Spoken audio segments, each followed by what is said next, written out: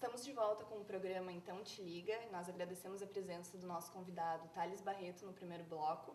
E agora, nesse segundo bloco, a gente começa um debate sobre mais um trabalho do Thales Barreto, falando sobre jornalismo independente. A gente pode começar aqui um debate falando da questão do jornalismo independente ser autônomo e introduzir essa questão das empresas privadas de comunicação. Como que elas podem se encaixar nesse contexto? Elas podem ser consideradas autônomas ou não?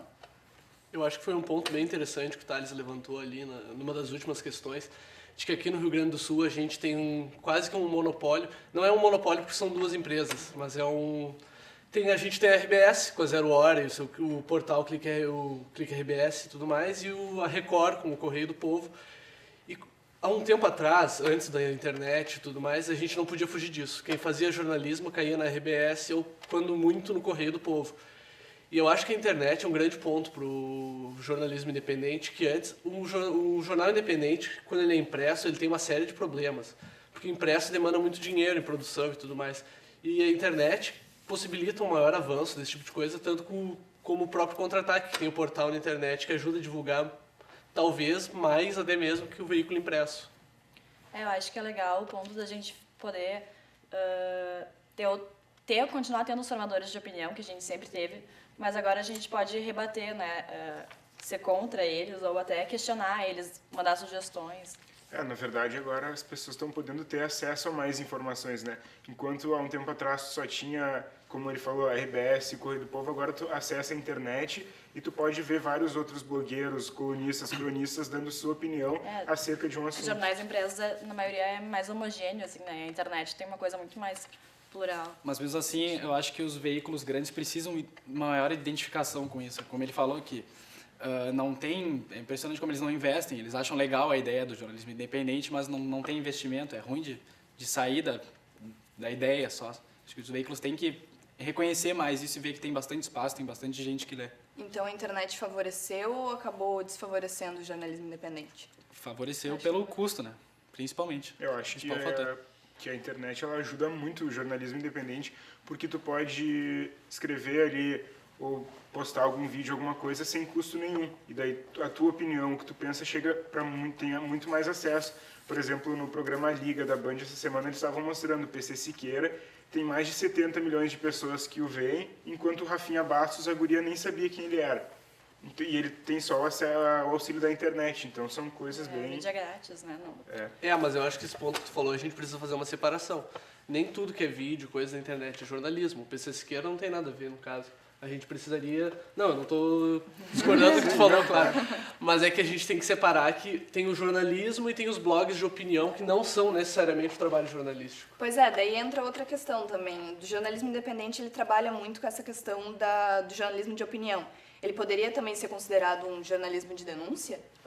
Eu acho que sim, até mesmo historicamente. Porque se a gente pegar um pouco da história da imprensa alternativa aqui no Brasil, ela começa lá nos anos 50, nos anos 60, tinha a revista Realidade, lançada pela Abril em 66, que ela explorava um pouco dos tabus da época. Ela era uma revista nos anos 60, no Brasil, durante a ditadura, ela falava de sexo, maconha, drogas, esse tipo de coisa.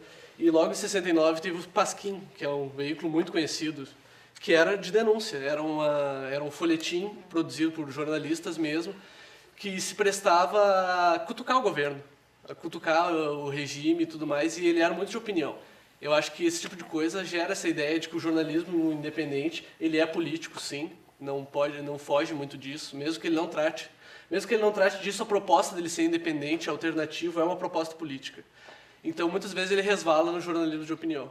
Eu acho que no Brasil até o jornalismo é muito visto, o jornalismo independente é visto como jornalismo de esquerda, por o Brasil ser um país de direita. E é interessante que nos países que são de esquerda, por exemplo, Cuba, esse jornalismo independente geralmente é de direita ou contra o governo. Então, o jornalismo independente ele é sempre visto como o revolucionário, do contra. Não, o jornalismo de guerrilha. Exatamente nesse ponto de Cuba, eles têm uma blogueira, Ioane Sanches, que ela foi, em 2008, eleita entre as 100 pessoas mais influentes do mundo. Então, e ela usa o blog dela, que é em Cuba, onde o acesso à internet, onde há censura, é bem complicado de tu postar o que tu quer, onde a internet é muito cara, 1 hora de internet é 1/3 do salário das pessoas que estão morando lá. Então, ela denuncia algumas coisas que estão acontecendo, ela trata de assuntos de direitos humanos, como homossexualidade, coisas assim. Então, eu acho muito importante para isso a internet e o jornalismo independente. A Ioane, ela é bem interessante, o blog dela é o Generation Y, e ela chega até mesmo a escrever em inglês. Sim. Isso é bem revelador da realidade dela. Porque, em Cuba, como eu falei aqui, 1/3 do salário das pessoas vale 1 hora de internet, então as pessoas não têm como postar. Eu estava lendo uma matéria que ela fez, ela contando que quase todas as pessoas que mantêm um blog lá escrevem em casa e mandam para pessoas de fora de Cuba para poderem Outros postar. servidores, é uma estratégia que eles usam bastante. E ela é blogueira, mas eu acho que o trabalho que ela faz flerta muito com o jornalismo, sim. Não, sem Porque dúvida. ela trabalha divulgando informações, que a gente tem que se ater a isso. O jornalismo não é só opinião, a gente precisa informar. Claro, e ela informa exatamente o que tu falou, ela informa Ela muitas informa, ela coisas. passa muitas coisas que às vezes a gente não tem noção de ver porque a gente está muito fora. Tá, e vocês acreditam nisso, que o jornalismo pode ser independente? Porque o jornalismo tem como vista uma pessoa que é um profissional que trabalha numa empresa e que tem as normas, ou seja, que estudou numa faculdade de jornalismo e que tem as suas próprias normas.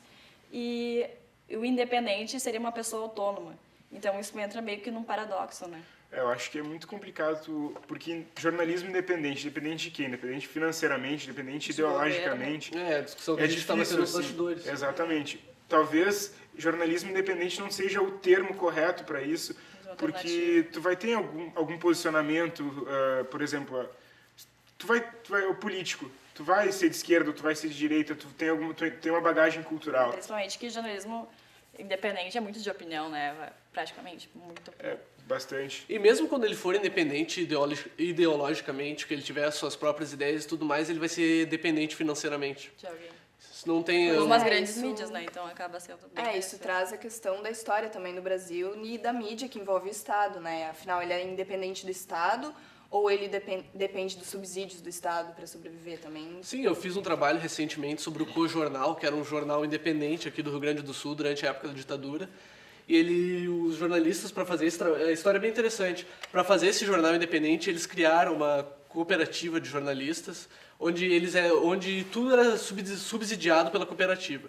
Só que eles tinham esse jornal impresso, que ele fazia bastante sucesso, ele era anti-ditadura, só que ele tinha anúncios do governo, esse tipo de coisa, e ele era independente ideologicamente, ele batia no governo mesmo, só que ele dependia dos seus anunciantes. Ele dependia de uma série de patrocinadores e dependia de patrocínio do governo. Tanto que quando a derrocada do Co-Jornal começou, quando alguns jornalistas foram presos e o governo ficou ainda mais contra e começou a retirar os anúncios e sufocou o jornal financeiramente. Pois é, e essa interdependência... Ele acaba sendo dependente do Estado. essa No coisa Brasil tem uma histórica. história, desde sempre ele foi interdependente do Estado. Pois é, ele consegue se desvincular do Estado afinal ou... Eu acho muito complicado É muito tu ter fazer algum jornalismo totalmente independente, sem subsídio do Estado, numa ideologia. É muito complicado. Eu acho que o jornalismo independente, esse termo, eu acho que nem existe.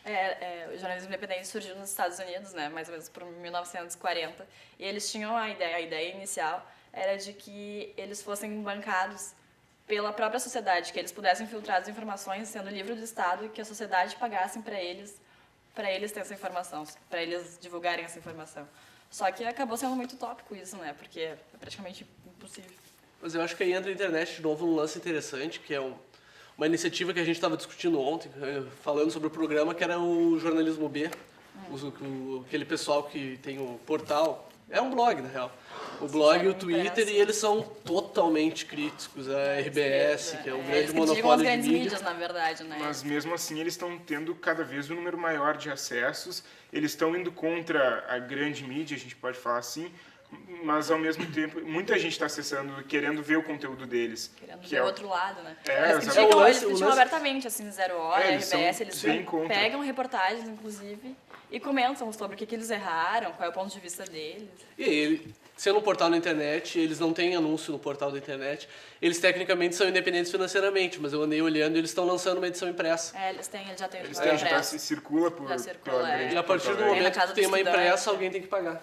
Pois é, então agora a gente encerra por aqui o Só programa. antes de encerrar, eu queria colocar uma frase que eu estava lendo ontem, quando eu estava lendo sobre o Pasquim, uma frase do Renfield, que era o cartunista do Pasquim, sobre todo o processo. É que nós não vamos ganhar nunca. Nosso prazer vai ser sempre só o de saber que estamos lutando. E é bem disso do jornalismo.